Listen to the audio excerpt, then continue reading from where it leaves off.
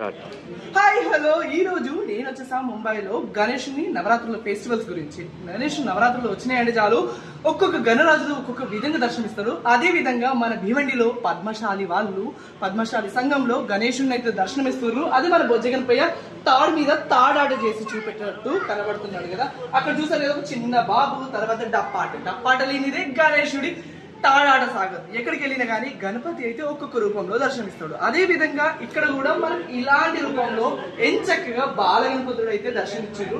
అక్కడ చూసారు కదా, కోతి రియల్ గా కనబడుతుంది. తర్వాత చుట్టూ కూడా చూడండి, చుట్టూ కూడా ఒక మంచి ఫ్యామిలీ వాతావరణం ఎలా ఉంటది, విలేజ్ వాతావరణం ఎలా ఉంటది, అందరూ ఎలా జాతరకు వచ్చి ఎలా ఎంజాయ్ చేస్తారో అలాంటి వాతావరణం గుర్తించారు. కానీ సూపర్ గా ఉంది కదా, నాకైతే చాలా బాగా నచ్చారు. మరి గణేష్ని అయితే దర్శనం చేసేసుకుందాం. జై గణేష. చూసారు కదా, నెక్స్ట్ ఒక గణపతి కాడికి తీసుకెళ్తే గణపతి కాడ ఎలా ఉంటుందో చూద్దాం రండి మనం.